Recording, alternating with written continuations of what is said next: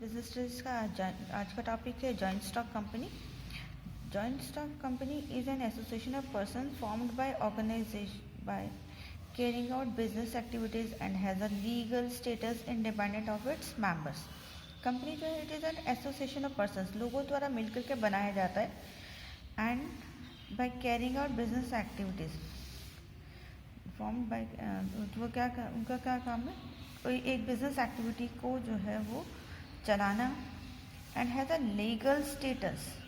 Legal status मतलब court के नज़र में, लॉ की नज़र में उनका एक अलग सेपरेट लीगल स्टेटस होता है इंडिपेंडेंट फ्रॉम इट्स मेंबर्स। जो भी इसके मेंबर्स हैं, इसके मेंबर्स जो पर्सन्स मिलकर के इस कंपनी को फॉर्म कर रहे हैं, बना रहे हैं, उनसे अलग कंपनी का अपना अलग स्टेटस होता है। Company can be described as an artificial person. Artificial person क्यों कहा जाता है? पर्सन क्या कर सकता है, कहीं किसी के साथ कोई डील कर सकता है, कोई प्रॉपर्टी परचेज कर सकता है, कहीं भी आ जा सकता है। ऐसे ही कंपनी भी जो है वो किसी भी पर्सन के साथ कोई भी डील कर सकती है, कोई भी प्रॉपर्टी परचेज कर सकती है, सेल कर सकती है, अपनी जगह जो है वो चेंज कर सकती है। It has a separate legal entity. इसकी जो है सेपरेट लीगल एंटिटी होती है फ्रॉम इट्स मेंबर्स। लोग जो इसके मेंबर हैं, जिन्होंने कि मिलकर के इस कंपनी को स्टार्ट किया है, वो और कंपनी दोनों की अलग अलग आइडेंटिटी मानी जाती है। पर्सन की आइडेंटिटी ही फर्म की आइडेंटिटी नहीं होती है। Perpetual succession and a common seal. Perpetual succession मतलब लगातार चलती रहती है, मेंबर्स आते रहते हैं, जाते रहते हैं, लेकिन किसी मेंबर के आने और जाने से कंपनी बंद नहीं होती। ये बाय लॉ स्टार्ट होती है और लॉ से ही इसको क्लोज किया जाता है। और इट में भी have a common seal. Common seal होता है कि एक सील बना ली जाती है जो कि उस फर्म के, उस ऑर्गेनाइजेशन के हर डॉक्यूमेंट पे लगाई जाती है। कोई भी वो कॉन्ट्रैक्ट करते हैं, कोई भी वो अपने पेपर्स लिखते हैं, कुछ भी काम करते हैं, तो उस पर वो सील को लगाया जाता है। This organisation is registered with companies act 2013।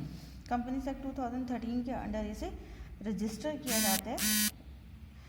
जो ऑनर जो कि इस कंपनी में अपनी मनी इन्वेस्ट करते हैं, it is invested in the form of shares.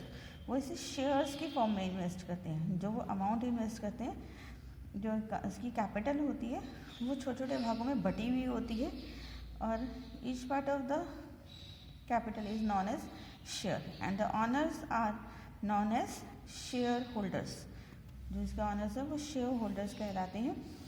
Shares को रखने वाले, जिनके पास वो शेयर्स है, they are known as share holders. अब इसका ऑर्गेनाइजेशन का बिजनेस कैसे चलाया जाता है? शेयर होल्डर्स जो है वो एक बोर्ड ऑफ डायरेक्टर्स को इलेक्ट करते हैं। सारे के सारे शेयर होल्डर्स जो है, अगर मान लो कोई ऑर्गेनाइजेशन है, उसकी कैपिटल जो है वो 20 लाख है और वो 100 के पार्ट में डिवाइडेड है, तो 20 लाख को अगर 100 में डिवाइड करें तो 20,000 शेयर्स हो गए। 20,000 शेयर्स मीन्स 20,000 शेयर होल्डर्स भी, नंबर ऑफ शेयर होल्डर्स 20,000 नहीं होंगे, कम होंगे, हर एक पर्सन कुछ ज़्यादा शेयर्स खरीदेगा, बट बहुत सारे लोग हो जाते हैं, इसलिए सभी तो मिलकर के बिजनेस को नहीं चला सकते, इतने ज़्यादा लोग नहीं चला सकते। इसलिए क्या किया जाता है, बोर्ड ऑफ डायरेक्टर्स चुने जाते हैं, यानी कि उन्हें शेयर होल्डर्स में से कुछ लोगों को अपॉइंट किया जाता है कि वो बिजनेस का डायरेक्टली कंट्रोल देखेंगे। और शेयर होल्डर्स को राइट होता है कि वो उन डायरेक्टर्स को, जिन्हें जो कि बिजनेस को चलाएंगे, उन्हें इलेक्ट करने का। और शेयर होल्डर्स का इनडायरेक्ट कंट्रोल होता है, क्योंकि उस बोर्ड ऑफ डायरेक्टर्स को डायरेक्टर्स ही, शेयर होल्डर्स ही चुनते हैं। Now come to the features. पहला फीचर है आर्टिफिशियल पर्सन। कंपनी जो है वो एक आर्टिफिशियल पर्सन होती है। आर्टिफिशियल पर्सन कैसे? कि जैसे कोई भी पर्सन जो है कोई भी सामान कोई प्रॉपर्टी को खरीद सकता है, बेच सकता है, ऐसे ही कंपनी भी कोई भी प्रॉपर्टी खरीद सकती है, बेच सकती है। कोई भी पर्सन जो है वो किसी भी डीलिंग में डील कर सकता है, कोई कॉन्ट्रैक्ट डील कर सकता है, ऐसे कंपनी भी जो है कोई भी कॉन्ट्रैक्ट डील कर सकती है। सेपरेट लीगल एंटिटी, कंपनी की लीगल एंटिटी जो है वो उसके मेंबर्स से अलग होती है।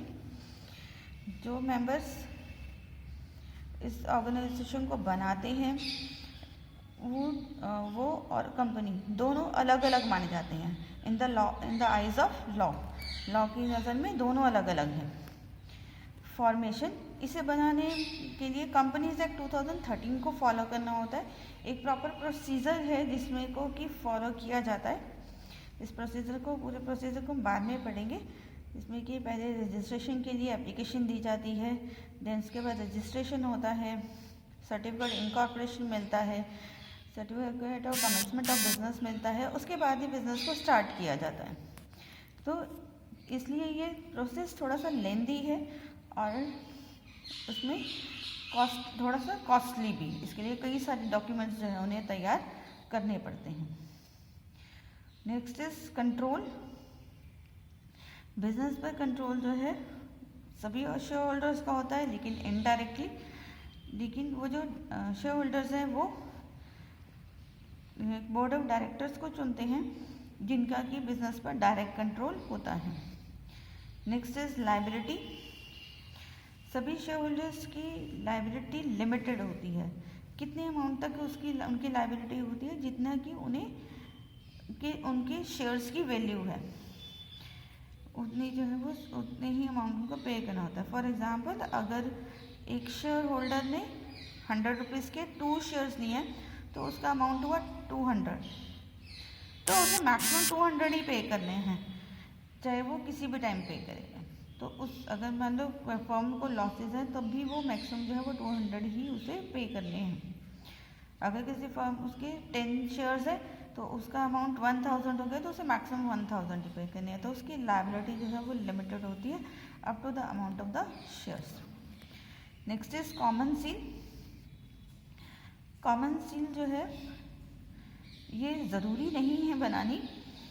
अगर कोई भी कंपनी जो है वो अपनी कॉमन सील रखती है तो उस सील को सभी डॉक्यूमेंट्स पे लगाया जाता है।